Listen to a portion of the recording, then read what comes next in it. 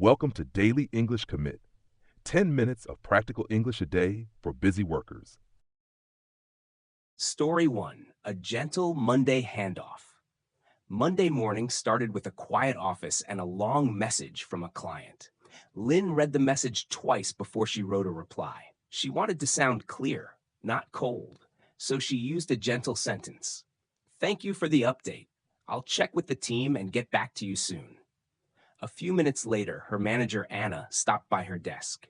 "Thanks, Lynn. Can you add one action item for today?" "Sure," Lynn said. "What should I add?"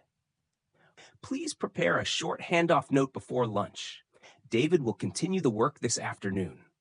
Lynn nodded and opened the team board. She wrote the action item in simple words. "Prepare handoff note for David." Then Anna said, "Before you send it, please put on the correct file name. Use today's date." "Got it," Lynn said. At noon, David came to her desk. "Thanks for the handoff," he said. "It's easy to follow." "You're welcome," Lynn said. "I tried to make it clear." David smiled. "You did. I can pull the latest file and continue from here." Lynn felt relieved. The task was not big, but the communication mattered. A gentle reply, a clear action item, and a simple handoff can save everyone time. Today, try one clear sentence before the work gets busy. Story 2, Training Day Notes. On Tuesday afternoon, Min joined a short training session with the data team. He was new to the project, so he brought a notebook and listened carefully. The trainer, Sophia, opened a simple diagram on the screen. "This is our ETL process," she said. "First, we collect the data. Then we clean it. After that, we load it into the system for reports." Min wrote down the 3 words: extract, transform, load. Sophia smiled and said, "Don't worry if it sounds technical. Today, you only need to understand the main idea." That helped Min relax. Then she showed the team how to check a data file. "Look at each attribute," she said. "For example, name, date, department, and status. If one attribute is missing, the report may look wrong." Min raised his hand. "So if the status is empty, is that a defect?" "Yes," Sophia said. "Good question. It can be a defect if the system should always have that information." Later, Min made a small mistake. He opened the wrong file. Sophia walked over and gave him a gentle pointer. "Use this folder. The backup files are here, and the working files are over there." "Thanks," Min said. "I'll be more careful." Sophia nodded. "It's okay. Training is not about being perfect. It's about building persistence." Min liked that sentence. He knew he would not understand everything in one day, but he could keep learning, one step at a time. A new skill grows slowly when you keep showing up. Story 3. The Demo Before Lunch. On Wednesday morning, the team had a small product demo. Mai was nervous because she had to explain a new screen to her manager and 2 coworkers. The screen showed a carousel of customer comments. Users could move left or right and read one comment at a time. Her coworker Leo said, "The carousel looks clean. Nice work." Mai smiled. "Thanks. I also changed the props so the same design can show comments, tasks, or meeting notes." Her manager, Chris, nodded. "So we can reuse it in different places?" "Yes," Mai said. "The idea is similar to polymorphism. One part can behave in different ways depending on what we give it." Chris smiled. "Good explanation, simple and clear." Then Leo asked, "Did you check the search speed?" Mai opened another page. "Yes, I added indexing to make the search faster. Before, it took too long to find older comments. Now it feels much smoother." Chris looked pleased. "That will help the support team a lot." After the demo, Mai walked back to her desk. Near the meeting room, she saw a small broom in the corner. Someone had cleaned the floor before the guests arrived. She smiled because it reminded her of work.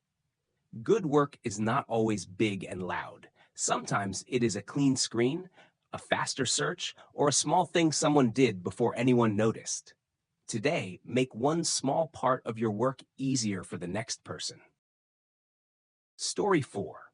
The report that looked strange on Thursday morning. Neon opened the weekly sales report. Something looked strange. One chart showed customer visits, and another chart showed total revenue. But the numbers were so different that the team could not compare them clearly. Nan turned to his coworker, Emma. Can I ask you something? This chart feels confusing. The revenue numbers are huge, but the visit numbers are much smaller.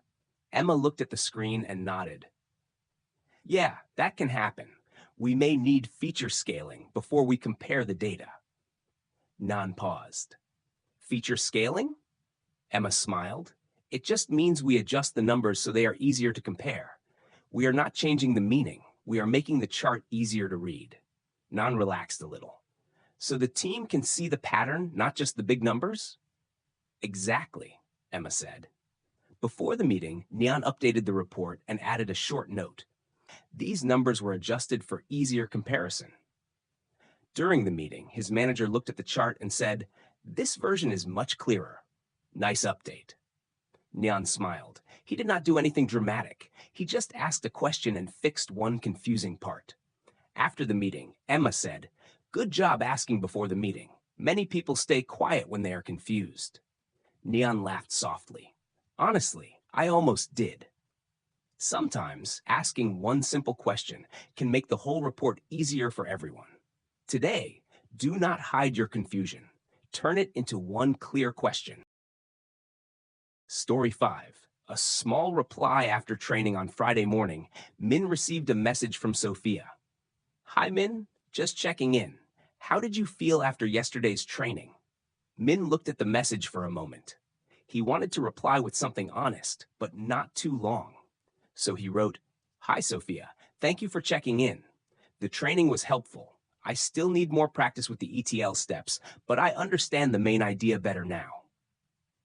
A few minutes later, Sophia replied, That's good to hear. Don't worry, it takes time. Min smiled. Then she added one more message. Today, please review the backup file and check if any attribute is missing. You don't need to fix everything. Just write down what you find. Min opened the file and started checking slowly. Name, date, department, status. One row had no status. He was not sure if it was a small issue or a real defect, so he sent another message. Hi, Sophia. I found one missing status. Should I mark this as a defect? Sophia answered, Yes, please. Good catch. Min felt proud, but he stayed calm. At the end of the day, Sophia walked by his desk. Thanks for your careful work today, she said. You're welcome, Min replied. Your pointer yesterday helped me a lot. Sophia smiled. That's how we learn. One step, then another step. Min closed his laptop feeling tired but steady. Persistence does not always feel exciting. Sometimes, it just feels like showing up and trying again. A small effort today can become real confidence later. Story 6. The Backup Plan. On Monday afternoon, the office felt busy again. The team had a meeting at 3, but one important dashboard was not loading. Tom, the manager, walked over to Anne. Can you check what happened? He asked, and opened the system and looked at the latest update. I think there is a small defect, she said. The data did not load after the ETL job finished. Tom nodded. Do we have a backup? Yes, Anne said. I can pull yesterday's backup file and compare it with today's file. Her coworker, Nina, joined the call and gave a gentle pointer. Check the date attribute first. Sometimes the report looks empty because the date format is different. And smiled. Good idea. Thank you. She checked the file carefully. The date attribute was wrong in 3 rows. It was not a big problem, but it was enough to break the report. And sent a quick reply to the team. Hi team, I found the issue. There is a small date defect in the new file. I'm checking the backup now and will update you before the meeting. Tom answered, Thanks. Please add one action item for tomorrow. We should review the file format before each upload. Got it, and said. Before the meeting, the dashboard worked again. Tom said, Nice work, you stayed calm, and laughed softly. Honestly, the backup saved me. Sometimes, good work means having a plan before the problem happens. Today, prepare one small backup for your busy day. Story 7. Cleaning the team board. On Tuesday morning, Sarah opened the team board and felt a little tired. There were too many old cards, too many comments, and too many small tasks with no owner. Her coworker Ben looked at the screen and said, Wow, this board needs a broom. Sarah laughed. Yes, not a real broom, but maybe a digital one. They started cleaning the board together.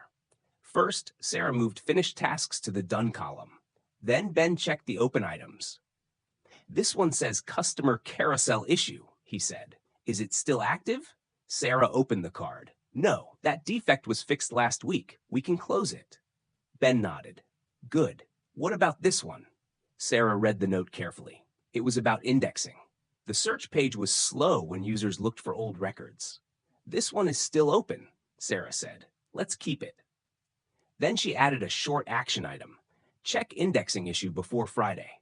A few minutes later, their manager joined them. Thanks for cleaning this up, he said. Now I can understand the priorities. You're welcome, Sarah said. Ben smiled. Sometimes the task board is like a desk.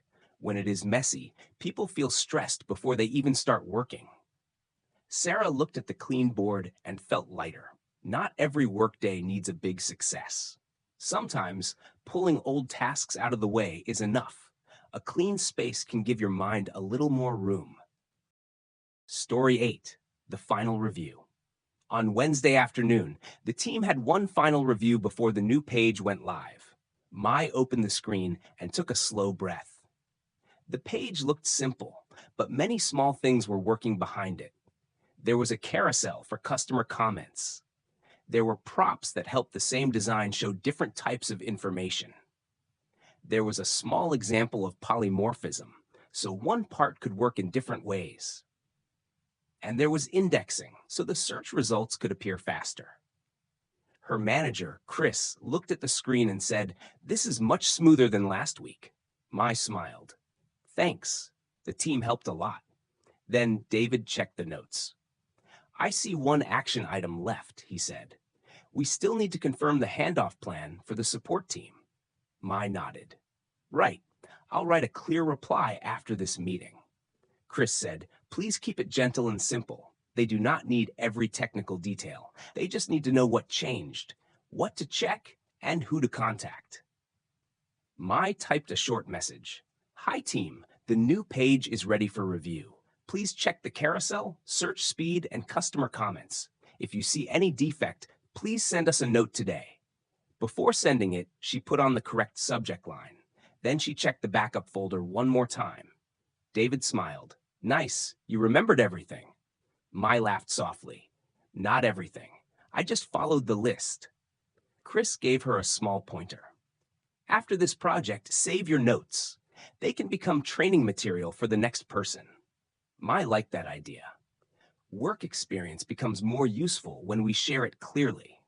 Today, turn one lesson from your work into something helpful for someone else. Today, as usual, we will learn the word list.